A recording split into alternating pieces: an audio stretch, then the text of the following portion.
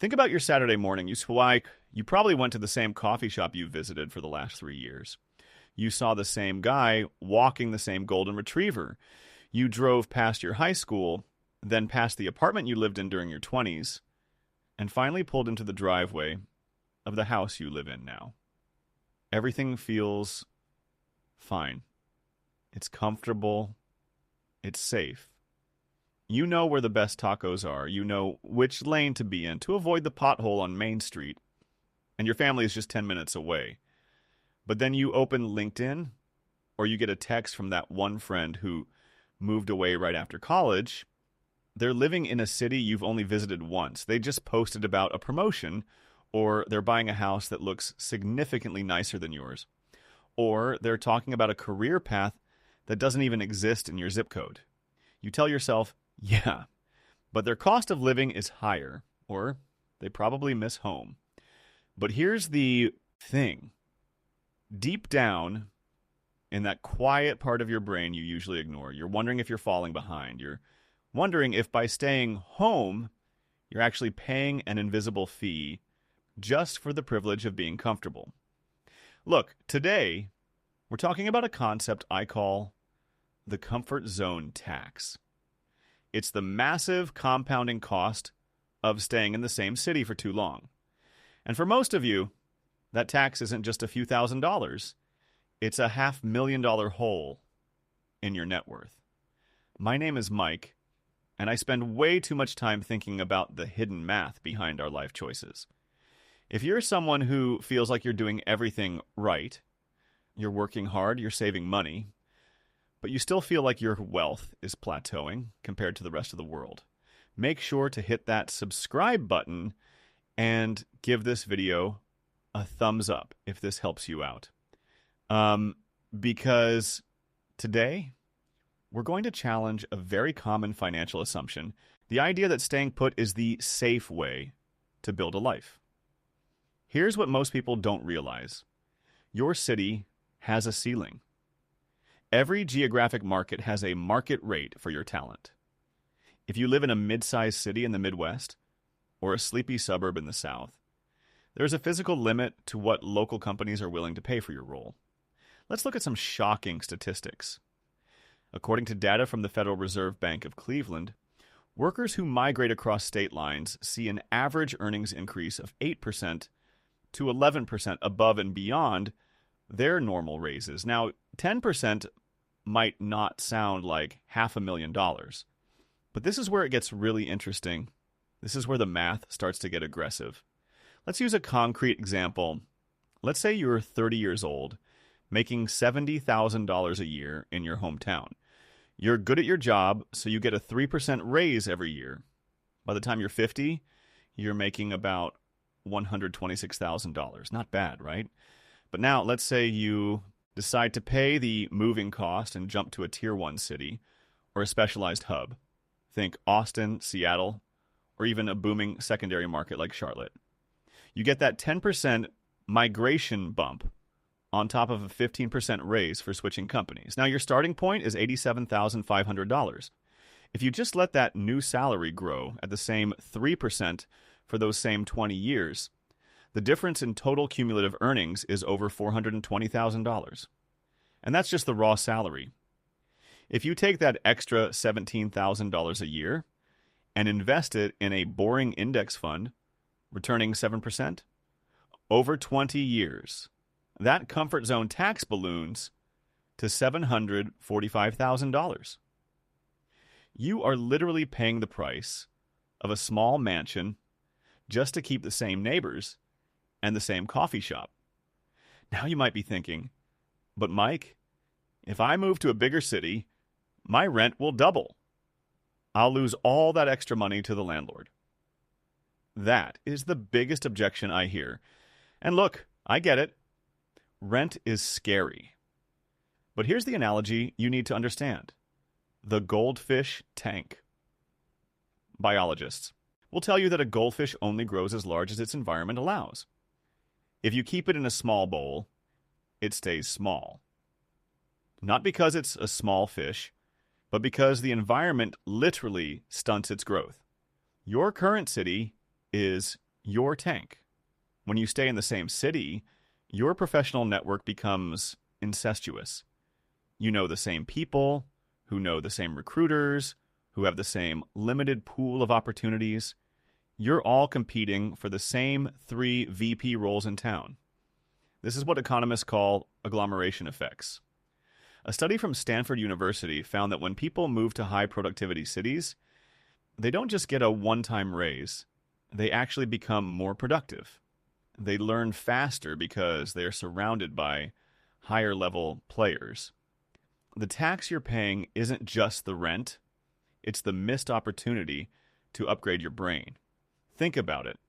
If your rent goes up by $1,000 a month, $12,000 a year, but your career trajectory shifts from a 3% annual growth to a 6% annual growth because you're at a better company with better mentors, within 5 years, that rent increase becomes a rounding error. You've traded pennies for dollars, but most people are too afraid of the pennies to see the dollars. So why don't we all just pack our bags tomorrow? It's because of something called loss aversion. Psychologically, we feel the pain of losing something we have twice as strongly as we feel the joy of gaining something new. In your hometown, you have social capital. You have a reputation. People know you're a good guy or a hard worker. If you move to Chicago or New York or Denver, you are a nobody. You're starting at 0. Here's the thing most people don't realize about social capital. It's often a depreciating asset. In your hometown, people see you as the person you were 10 years ago. They remember you as the kid who messed up that one project or the intern from 2015. But when you move to a new city, you get to define who you are right now. I've seen this happen dozens of times. A senior manager who can't seem to get a director nod in their hometown moves to a new city, and suddenly, because they aren't carrying the baggage of their younger self, they're hired as a VP. The comfort zone tax is also an identity tax. You're paying $500,000 over your lifetime to remain the version of yourself that your childhood friends are comfortable with. Is that really worth $500,000? Look, I want to be very clear. I'm not saying you have to move to the most expensive street in Manhattan. The goal isn't just to find the highest salary. It's to find the maximum spread. The spread is the difference between your after-tax income and your basic cost of living. This is where it gets really interesting. There are hidden cities, places like Columbus, Salt Lake City, or Raleigh, where the salaries are 90% of what you'd make in San Francisco, but the houses are 40% of the price. If you're living in a city with low wages and medium cost of living, which is where a lot of the comfortable suburbs sit, you're in the worst possible financial position. You're being squeezed from both sides. Let's look at the math again. City A, hometown. You make $60,000. Rent is $1,200. After rent and taxes, you have $30,000 left over. City B, the hub. You make $100,000. Rent is $2,400. After rent and taxes, you have $45,000 left over. Even though your rent doubled, you are $15,000 a year richer in City B. That $15,000 compounded over a career, that's your $500,000. That's your retirement. That's your forget you money. Most people focus on the $2,400 rent check because it's a visible loss, but they ignore the $15,000 gain because it's new math. So how do you know if you're paying the comfort zone tax? You need to perform a geographic audit. Step 1, check the role density. Go on LinkedIn and search for your job title. How many openings are there within 20 miles of you? Now search for that same title in a major hub. If the hub has 10 times the openings, you are in a stagnant tank. You have no leverage to negotiate because you have nowhere else to go. Step 2. Calculate your savings capacity, not your expenses. Stop looking at how much a burger costs in a new city.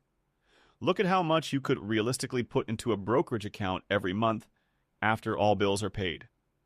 If that number doesn't go up by at least 20%, the move might not be worth it.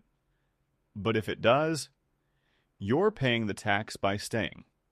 Step 3. The 5-year look ahead. Look at the people in your company who are 5 years older than you. Are they living the life you want? If the answer is no, and they're the success stories of your city, you need to get out. Now, I know what you're thinking. But Mike, my parents are getting older, or my kids are in school. I am not telling you to be a robot. Family matters. Connections matter. But you need to realize that staying is a choice that has a price tag. If you decide that being near your parents is worth $500,000, that's a beautiful, valid choice. But make it consciously. Don't pay the tax by accident because you were too afraid to look at the bill. The hardest part of building wealth isn't the math. The math is easy. The hardest part is the psychology of leaving good enough behind to go find great. Most people will spend their entire lives in a 20-mile radius of where they were born, complaining about the economy, complaining about their boss, and wondering why they can't seem to get ahead. They are waiting for the world to come to them. But the world doesn't work like that. The world rewards mobility. It rewards the people willing to break the status quo and trade a little bit of temporary discomfort for a massive amount of long-term freedom. Don't let your zip code be the reason you don't reach your potential. You aren't a tree. You can move. If you've ever made a big move for your career, or if you're terrified of making one right now, let me know in the comments. I want to hear your stories. Did the spread actually work out for you? I read as many as I can. Thanks for watching. Stop paying the tax, and I'll see you in the next one.